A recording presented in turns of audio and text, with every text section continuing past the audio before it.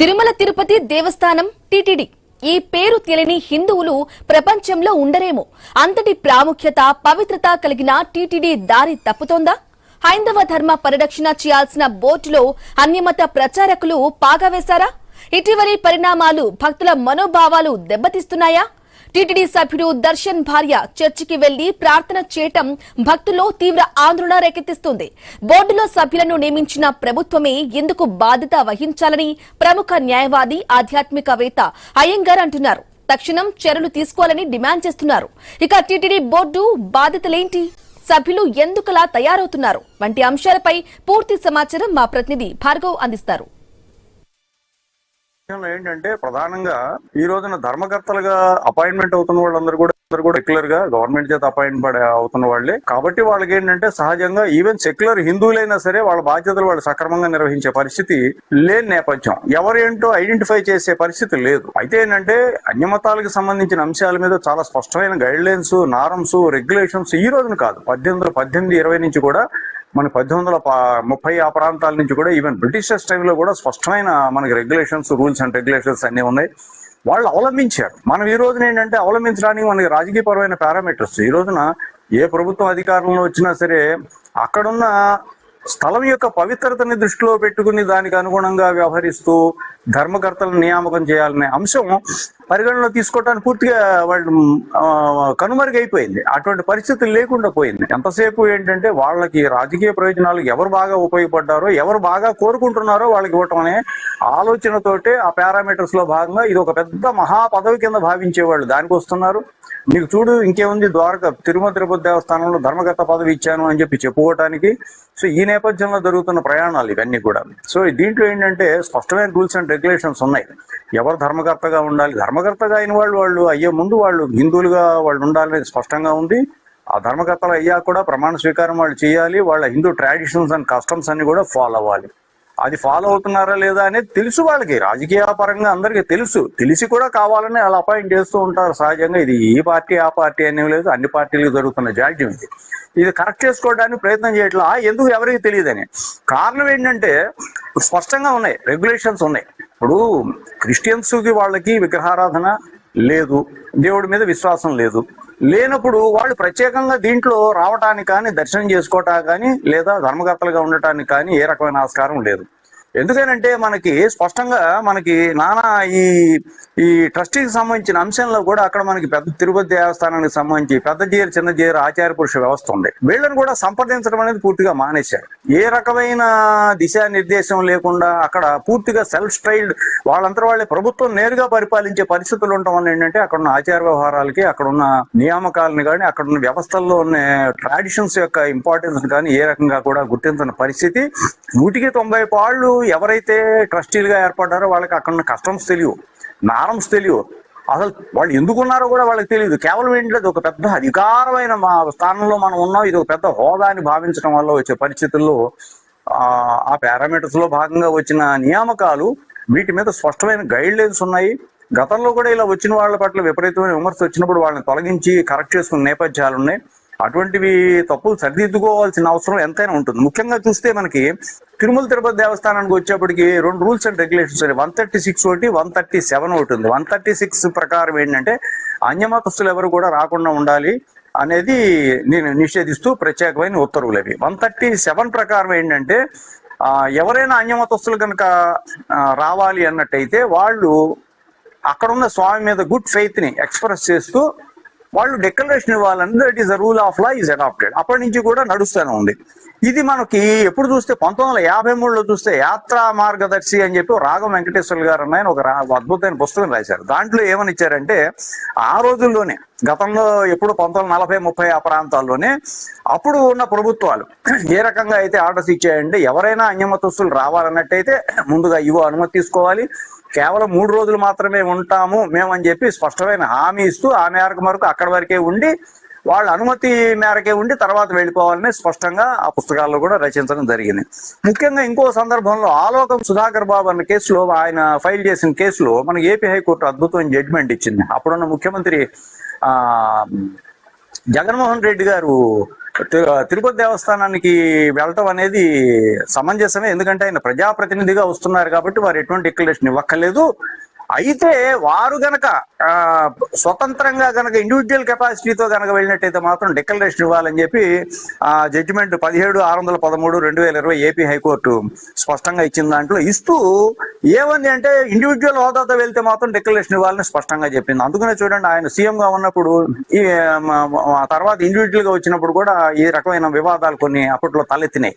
నేను ఇవ్వాలని, ఇవ్వకూడదని, నేను ఇవ్వక్కర్లేదని, ఈ రకంగా చాలా చాలా జరిగింది. ఎందుకంటే రూల్ ఆఫ్ లా ని బ్రేక్ చేయడం అనేది పాలకులే చేస్తున్నారు. అది వాళ్ళు వీళ్ళని కాదు, అన్ని సందర్భాల్లో కూడా వస్తుంది. దాన్ని అరికట్టవలసిన బాధ్యత ప్రస్తుత పాలకుల మీద ఖచ్చితంగా ఉంది. ఈ నేపథ్యంలో ఏంటంటే న్యాయస్థానం కూడా ఏమిచ్చింది ఆ జడ్జిమెంట్ లో అంటే, ఏదో బైబిలో లేకపోతే క్రాస్ ఇంట్లో పెట్టుకున్నంత మాత్రాన్ని క్రిస్టియన్ అనడానికి వీల్లేదు, అట్లాగే ప్రేయర్ మీటింగ్స్ వెళ్ళి ప్రార్థనలు చేసినంత మాత్రాన క్రిస్టియన్ అనడానికి వీల్లేదు అంటూ కొన్ని అంది దాంట్లో ఇస్తూ, అక్కడున్న జగన్మోహన్ రెడ్డి గారు చీఫ్ మినిస్టర్ గా ఉన్న ఆయన క్రిస్టియన్ అని నిరూపణ నువ్వు చేయడంలో విఫలమయ్యాడు కాబట్టి పిటిషనర్ ఆ మేరకు నేను ఏ రకంగా నువ్వు ఇవ్వటం, ఈ రకమైన గైడ్ లైన్స్ ఇస్తూ ఆయన సీఎం గా వెళ్ళటం ప్రజాప్రతినిధిగా ఏ రకమైనది లేదని చెప్పి, ఆ తప్పు లేదని చెప్పి ఇస్తూ ఈ రకమైన జడ్జిమెంట్ ఇవ్వడం జరిగింది. అప్పుడు అదే కాకుండా ఇంకొక ముఖ్యమైన మనకి ఆంధ్రప్రదేశ్ హైకోర్టు శ్రీశైలం దేవస్థానానికి సంబంధించిన అంశాల్లో కూడా ఒక ప్రత్యేకంగా బ్రహ్మాండమైన జడ్జిమెంట్ ఇచ్చింది. ఆయన పి సుదర్శన్ బాబు అని చెప్పి రికార్డ్ అసిస్టెంట్ గా పనిచేస్తూ ఆయన విషయాన్ని దాచిపెట్టి కంపాసినేటివ్ గ్రౌండ్స్ మీద ఉద్యోగం సంపాదించుకున్నాక తర్వాత క్రిస్టియన్ ఆచారాల ప్రకారం ఆయన వివాహం చేసుకోవటం, ఆ విషయాన్ని కూడా దాచిపెట్టడంతో పిటిషన్ ఫైల్ అయింది. అయిన నేపథ్యంలో ఏంటంటే ఎగ్జిక్యూటివ్ ఆఫీసర్ గారు చేసే ఎంక్వైరీ, ఈయన అన్యమతాన్ని తీసుకున్నారు కాబట్టి రూల్స్ అండ్ రెగ్యులేషన్స్ ప్రకారం ఆయన తొలగిస్తూ ఉత్తర్వులు ఇస్తే ఆయన హైకోర్టుకు వెళ్ళటం, హైకోర్టు మాత్రం ఈఓ గారు చేసిన నిర్ణయాన్ని సమర్థిస్తూ, ఒకసారి ఈ యొక్క రూల్స్ అండ్ రెగ్యులేషన్స్ ప్రకారం ఉద్యోగం పొంది ఆ ఫెయిత్ తో నువ్వు డిక్లరేషన్ ఇచ్చి ఆ ఉద్యోగం తీసుకున్నాక నువ్వు నెక్స్ట్ మళ్ళీ మతం మారావు అంటే దాని హక్కులను కోల్పోయావు కాబట్టి ఈఓ గారిని నేను తొలగించడం కరెక్టే అని చెప్పి నిర్ధారణ చేయడం జరిగింది. అదే పద్ధతిలో ఇంకోటి అంటే మీకు ఇంకా ముందుకు వెళ్ళినట్టు 1816 ప్రాంతాలకు అయినప్పుడు Bruce was the commissioner of Chittoor. Bruce అన్న ఆయన ఏం చేశాడు, ఈ గొడవలు గందరగోళాలు జరుగుతున్న నేపథ్యంలో అంటే ఒక స్పష్టమైన రికార్డు ఏర్పాటు చేస్తే టెంపుల్ వ్యవస్థకు బాగుంటుందని చెప్పి ఆయన ఏం చేశాడంటే 42 సూత్రాలు అక్కడ ఉన్న కస్టమరీ హెడ్స్ అందరితో కూడా డిస్కస్ చేసి 42 సూత్రాలని కూడా ఆయన అడాప్ట్ చేస్తూ దాంట్లో భాగంగా ఏమన్నాడు, అందరూ ఆమోదించారు. ఆయన చేసినవన్నీ కూడా ఎవరికి ఏ వివాదాలు లేకుండా ఈ 42 ప్రపోజల్స్ పెట్టి వాళ్ళ చేతే ఆమోదం చేయించి దాన్ని అమలు చేయించాడు. దాంట్లో భాగంగా ఏమిచ్చాడంటే సెక్షన్ 32 ఆఫ్ 9 ఆఫ్ 18 and 16 ప్రకారం అన్యమతస్తులు కొండ మీదకి ఎక్కిన ఎవరికైనా వెళ్ళినట్టయితే వాళ్ళన్న అక్కడున్న పార్పతేదారు కానీ వాళ్ళు కానీ తహసీల్దార్ ముందు ప్రజెంట్ చేయటం, వాళ్ళు కనుక సరైన ఎక్స్ప్లెనేషన్ ఇచ్చుకోలేకపోతే వాళ్ళు ఏ కారణం వల్ల వచ్చారు ఏమిటనేది కనుక ఫెయిత్ లేకుండా వాళ్ళు కనుక వచ్చి అక్కడ ఏదైనా కార్యకలాపాలు చేయాలనే నిర్ధారణ అయితే వాళ్ళ మీద కనుక section 32 of act of 9 of 1816 మరి దాని ప్రకారం శిక్షలు ఏమున్నాయో నాకైతే అవగాహన లేదు, ప్రకారం వాళ్ళు శిక్షార్హులు అని కూడా బ్రూసిస్ అన్న బ్రిటిషరు అప్పుడు చిత్తూరు కమిషనర్ గా ఉన్నాయని కూడా నిర్ధారణ చేశాడు. ఇక నెక్స్ట్ మనం చూసినట్లయితే మనకి మెడ్రాస్ హైకోర్టు ఈ మధ్యకాలంలో ఒక అద్భుతమైన జడ్జిమెంట్ ఇచ్చింది. ఈ జడ్జిమెంట్ లో డి సెంథిల్ కుమార్ వర్సెస్ ఆయన పల్లని దండాయుధపాణికి సంబంధించిన కోర్టు కేసులో ఒకటే ఆయన వేసిన మెడ్రాస్ హైకోర్టు ఇచ్చిన జడ్జిమెంట్ ఏం చెప్పింది అంటే, బాబు ఇదేమి దేవాలయం అనేది పిక్నిక్ స్పాట్ కాదు, టూరిస్ట్ స్పాట్ కాదు, ఎవరు పడితే వాళ్ళు వచ్చే వ్యాహ్యాల కేంద్రం కాదు, ఇది ఒక ప్రత్యేకమైన ఒక హిందూ ఆధ్యాత్మిక కేంద్రం. ఎవరైనా రాదలుచుకుంటే అన్యమతస్తులు వాళ్ళు ఖచ్చితంగా అక్కడున్న ధ్వజస్తంభం వరకు రావాలి, అంతకు మించి వాళ్ళు లోపలికి వచ్చి దేవుణ్ణి కనుక చూడాలి అనుకుంటే మాత్రం డెఫినెట్ గా వాళ్ళకి నమ్మకం ఉంటేనే రావాలి, ఆ ఫెయిత్ ని ఎక్స్ప్రెస్ చేస్తూ డిక్లరేషన్ ఇచ్చి తీరాలని చెప్పి మెడ్రాస్ హైకోర్టు జడ్జిమెంట్ ఇవ్వటమే కాకుండా పాపం అనేక మంది కొండ మీదకి వచ్చాక ఈ విషయం తెలిసి ఇబ్బంది పడతారు కాబట్టి అన్ని బస్ స్టాండ్లు రైల్వే స్టేషన్ లో ఈ మేరకు బోట్లు ఏర్పాటు చేయాలని చెప్పి ఆ మురుగన్ దేవస్థానానికి సంబంధించిన వాళ్ళు చెప్పడమే కాకుండా this has to be implemented through out the state of Tamil Nadu అని కూడా స్పష్టంగా చెప్పడం జరిగింది. ఇది ఒక అద్భుతమైన జడ్జిమెంట్. దీంట్లో స్పష్టంగా ఇచ్చారనమాట, డిపార్ట్మెంట్ ఆఫ్ రెవెన్యూ ప్రకారం ఎండోమెంట్స్ జాయిన్ అయ్యే ముందు ఈ ఉద్యోగులందరూ కూడా ఓత్ చేయాలి, డిక్లరేషన్ కూడా సైనింగ్ చేయాలి. అలాగే ఈ ట్రస్టీలు కూడా వాళ్ళు హిందూ మతం పట్ల పరిపూర్ణమైన విశ్వాసం ఉందని ప్రకటించి దానికి అనుగుణంగా డిక్లరేషన్ ఇస్తేనే వాళ్ళకి ఆ రకమైన పరిస్థితి ఉంటుంది. అలా కాకుండా ఇప్పుడు చూడండి, ఆయన డిక్లరేషన్ ఇచ్చారో లేదో తెలియదు, ఆయన బ్యాక్గ్రౌండ్ అంటే తెలియదు, కేవలం ఏంటంటే అలా వెళ్ళారన్నంత మాత్రం క్రిస్టియన్స్ అని అనుకోవటం కాకుండా వాళ్ళ రిచువల్స్ ఎలా దొరుకుతాయో కూడా చాలా మట్టుకు బయట ప్రపంచంలో తెలియదు. ఈ ఆరోపణలనే గత మనకి సుమారుగా ఒక 10 సంవత్సరాల నుంచి ఆరోపణలు ఇలా వస్తూనే ఉన్నాయి, 10-15 సంవత్సరాల నుంచి వేరే ఆస్పెక్ట్స్ లో చైర్మన్ల మీద వస్తున్నాయి. తమాషా ఏంటంటే వాళ్ళ పెళ్లిళ్ళు కానీ వివాహాలు కానీ వాళ్ళకి సంబంధించిన అంత్యక్రియలకు సంబంధించిన రిచువల్స్ కానీ ఎందుకునో మొత్తానికి ఎవరికి బయటికి రావు. ఆ రిచువల్స్ విషయంలో గోప్యంగా ఉండటం, స్పష్టంగా పారదర్శకత్వంగా లేకపోవటం వల్ల ఏంటంటే అనేక రకాల అపోహలు వస్తూ ఈ పవిత్రమైన దివ్యక్షేత్రం 7 కొండలు కూడా చాలా పరమ పవిత్రమైనవి అని చెప్పి కూడా ప్రత్యేకమైన మనకి డిక్లరేషన్ మనకి ఇచ్చిన సందర్భం ఉంది. 7 కొండలు అత్యంత పవిత్రమైనవని కూడా మనకి ఇచ్చిన నేపథ్యంలో ఈ ప్రజెంట్ పొజిషన్ లో మరి ఇన్ని రకాల రూల్స్ అండ్ రెగ్యులేషన్స్ ఉన్నప్పుడు ట్రస్టీస్ ఏమి వీళ్ళు అతీతులు కారు, వీళ్ళు కూడా సెక్యులర్ ట్రస్టీసే, గవర్నమెంట్ చేత అపాయింట్ అయిన వాళ్ళే. వీళ్ళు కూడా ట్రస్టీస్ గా ఉన్నప్పుడు దేవుళ్ళని దర్శనాలు చేసుకుంటున్నారు కదా, మరి వాళ్ళు వీళ్ళు డిక్లరేషన్ ఇచ్చి తీరాలి కదా. అయితే వీళ్ళు నిజమైన మతానికి పుచ్చుకున్న వాళ్ళ లేదా కాదా అనేది ఆ అనాలిసిస్ కరెక్ట్ గా చేయవలసిన అవసరం ఉంది. చేసి రూల్స్ అండ్ రెగ్యులేషన్స్ పాటిస్తే ఎటువంటి కాన్ఫ్లిక్ట్ ఉండదు. అయితే ఏంటంటే వాళ్ళు ఇప్పుడు మనకి ఇప్పుడు ఈ జరుగుతున్న ప్రేయర్ హాల్కి వెళ్ళారు, ఇచ్చేసారు, ఇవన్నీ కాకుండా వాళ్ళు అసలు ఒరిజినల్ గా వాళ్ళ ఇళ్లలో పెళ్లిళ్ళు వివాహాలు ఎలా జరుగుతున్నాయి ఇవనేది కూడా అనాలిసిస్ చేయాలి. న్యాయస్థానాలు ఇవన్నీ కూడా పరిగణలో తీసుకుంటున్నాయి. ఇవన్నీ గొడవలు లేకుండా ఎవరికి వాళ్ళు వాళ్ళ పద్ధతుల్లో వాళ్ళు ఉంటూ అనవసరమైనవి లేనిపోని తలనొప్పులు తీసుకొచ్చి పవిత్రమైన దేవాలయాలను ఇబ్బందులు పెట్టే పరిస్థితులు లేకుండా ఎవరికి వాళ్ళే స్వయం నిర్ణయం తీసుకోవాల్సిన అవసరం ఉంది. ఇక్కడ ఏంటంటే ఈ మధ్య కాలంలోనే స్పష్టంగా ఇచ్చింది. ఇది ఎవరైతే క్రిస్టియానిటీలోకి మారతారో, ఎవరైతే ఎస్సీస్ గా ఉండి క్రిస్టియానిటీలోకి మారి కూడా ఆ విధానాన్ని కొనసాగుతున్నారో వాళ్ళు క్రిప్టో క్రిస్టియన్స్ అని చెప్పి స్పష్టంగా చెప్పడం జరిగింది. అటువంటి ఇది కాకుండా దీంట్లో ఉన్నవాళ్ళు విశ్వాసం లేనప్పుడు దాంట్లో ఉండటం అనవసరం, వాళ్ళని ఇబ్బంది పెట్టడం కూడా అనవసరం. విశ్వాసం ఉంది అనుకుంటే you have to express your declaration, faith ని ఎక్స్ప్రెస్ చేయాలి, డిక్లరేషన్ ఇవ్వాలి, ఆ రకంగా చేయాలి. ఇవేమీ జరగకుండా జరిగినప్పుడు ఇటువంటి అల్లకల్లలో జరిగి అనవసరంగా పవిత్రమైన క్షేత్రం కూడా చాలా ఇబ్బందులు పాలవటం, అందులో ఉన్న వాళ్ళ అశాంతికి గురవటం జరుగుతుంది. కాబట్టి పాలకులు వీళ్ళందరినీ నియామకం చేసేప్పుడే స్పష్టమైన విధి విధానాలు పాటించి ఏముందిలే ఎవరికి తెలుస్తాయిలే ఎవరికి తెలియదులే అనే పిల్లి కళ్ళు మూసుకుందన్న సామెత పద్ధతులు వెళ్లకుండా స్వచ్ఛమైన నిర్ణయాలు తీసుకోవాలి. ఇంకొక ముఖ్యమైన విషయం ఏంటంటే ధర్మకర్తలుగా 30 మందిని 40 మందిని అపాయింట్ చేస్తున్నారు. ఈ 30 మంది 40 మందిలో ఏదో 3 4 తప్ప మిగిలిన వాళ్ళు ఎవరికి కూడా తిరుమల క్షేత్ర వైభవం గురించి కానీ అసలు ఏ ఆలయానికి ధర్మకర్తలైనా ఆలయం యొక్క గొప్పతనం కానీ, చరిత్ర కానీ, స్థల పురాణం కానీ, దాని వైభవం కానీ, ఆలయానికి ఉన్న ఆగమ వివరాలు కానీ, ఆగమ క్షేత్ర వైశిష్ట్యం కానీ ఏవీ తెలియదు. వాళ్ళు కేవలం రాజకీయ నిరుద్యోగులను అపాయింట్ చేసినట్టు చేస్తున్నారు. ఆ రకంగా చేయడం అనేది చాలా దౌర్భాగ్యమైన పరిస్థితి, ధార్మిక లోకానికే దౌర్భాగ్యమైన పరిస్థితి. అసలు ఒక ఎగ్జిక్యూటివ్ ఆఫీసర్ రోలే ప్యూర్లీ టెంపరీ పోస్ట్, వాడు అక్కడ ఏ రకమైన మిస్అప్రాపరేషన్ మాల్ అడ్మినిస్ట్రేషన్ లేకుండా అనవసరంగా వచ్చి దాని మీద కూర్చుని రిలీజియస్ సంస్థని ఏ కారణం లేకుండా రిలీజియస్ సంస్థను పరిపాలిస్తున్న దాని మీద 2014లో చిదంబరం దేవస్థానం స్పష్టమైన జడ్జిమెంట్ ఇచ్చి నువ్వు ఉండటానికి నీ షార్ట్ టైం గ్యాపే, నువ్వు ఉండడానికి ఏ రకమైన రెగ్యులేషన్స్ రూల్స్ అనేవి లేవు, నువ్వు పర్మనెంట్ కస్టోడియన్స్ ఎవరైతే ట్రస్టీస్ ఉన్నారో వాళ్ళని సూపర్ సైడ్ చేయలేవని స్పష్టంగా చెప్పినా ప్రభుత్వాలు ఏమాత్రం సిగ్గుశరం లేకుండా అన్ని ప్రభుత్వాలు కూడా ఈ దేవాలయాల మీద బతకటం, వీటిని వ్యాపార కేంద్రాల కింద మార్చడం, టూరిస్ట్ కేంద్రాల కింద మార్చడం, వీటిని పిక్నిక్ స్పాట్ల కింద మార్చడం, దీంట్లో ఉద్యోగులందరినీ కూడా వాళ్ళ ఇష్టారాజ్యంగా రాజకీయ నిరుద్యోగుల్ని పెంచి పోషించడం వల్ల ఈ దౌర్భాగ్యమైన పరిస్థితి ఏర్పడింది. తిరుపతి దేవస్థానానికి సంబంధించిన అంశంలో అక్కడ పెద్ద జీరు చిన్న జీరు ఆచార పురుష వ్యవస్థలకు సంబంధించిన అంశాల్లో పరమ పవిత్రమైన కుటుంబాలు అవి, అనువంశిక అర్చక కుటుంబాలు, వీళ్ళెవరిని కూడా గౌరవించని పరిస్థితి, వీళ్ళందరినీ గుమస్తాలు బంట్రోతుల కన్నా హీనంగా చూస్తున్న నేపథ్యం జరుగుతోంది. వీటిని అన్నింటినీ పూర్తిగా సమీక్ష చేయాలి. ధార్మిక మండలి ఎప్పుడో కనుమరుగైపోయింది.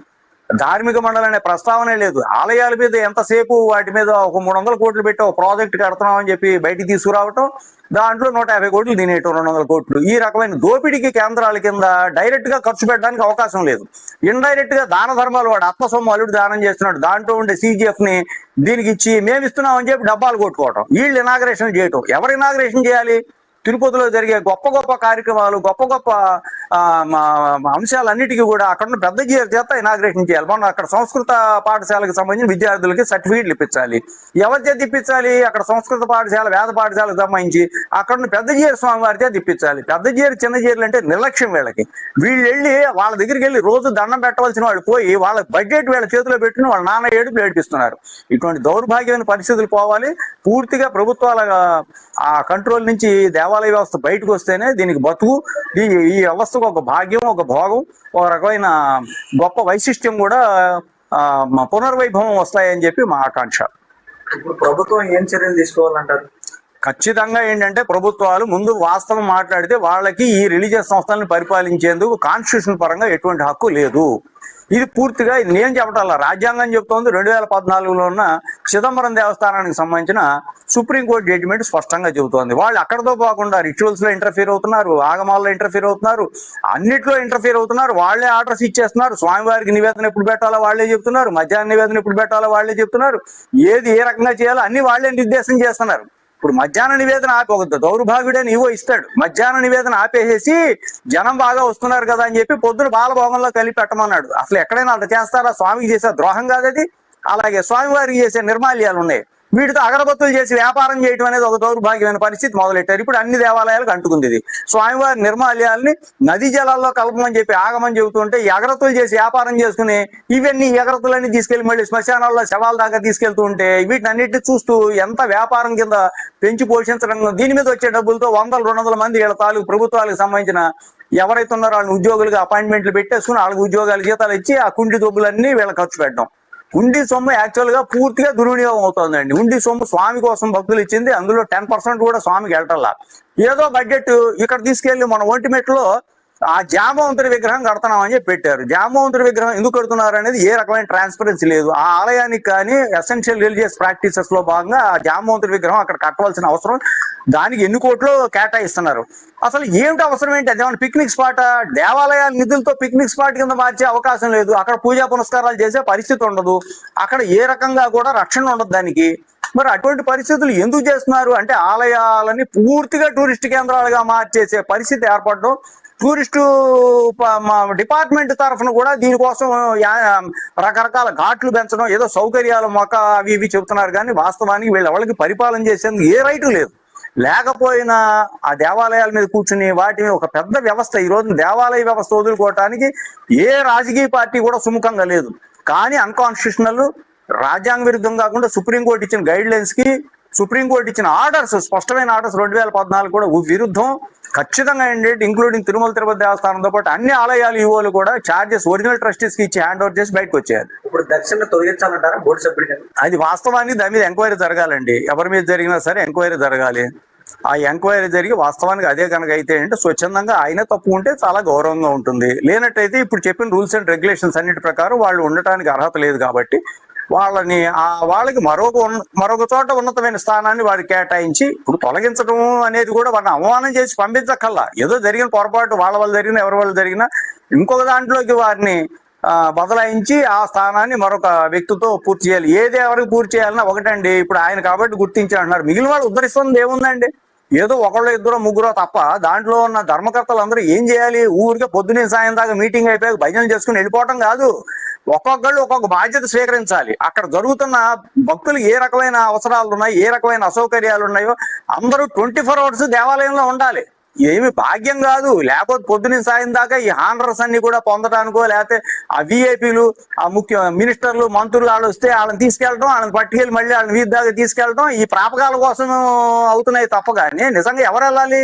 విఐపీలు వస్తే అర్చకులు స్వాగతం పలుకుతారు. ముఖ్యమైన ఈ విఐపీలకి వాళ్లే శాల్వాలు కప్పి వాళ్లే పంపిస్తారు తప్ప వీళ్ళంటూ అధికారులు వెళ్ళి ప్రతి వాళ్ళకి వెళ్ళి విమానాశ్రయాల దగ్గరికి వెళ్ళి దండాలు పెట్టి రావటం, ఏదో ముఖ్యమైన ప్రోటోకాల్స్ ఉన్న వాళ్ళకి తప్ప కానీ ప్రతి వాళ్ళ ప్రాపకం కోసం కూడా అన్ని దేవస్థానాల ఎగ్జిక్యూటివ్ ఆఫీసర్లు చాలా మటుకు ఈ రకమైన పద్ధతికి అలవాటు పడిపోయి ఏమి భాగ్యం కాదు. లేకపోతే పొద్దున సాయం దాకా ఈ హానర్స్ అన్ని కూడా పొందడానికో, లేకపోతే ఆ విఐపీలు, ఆ ముఖ్య మినిస్టర్లు మంత్రులు వాళ్ళు వస్తే వాళ్ళని తీసుకెళ్ళడం, వాళ్ళని పట్టుకెళ్ళి మళ్ళీ వాళ్ళని వీధి దాకా తీసుకెళ్ళడం, ఈ ప్రాపకాల కోసం అవుతున్నాయి తప్ప కానీ నిజంగా ఎవరు వెళ్ళాలి?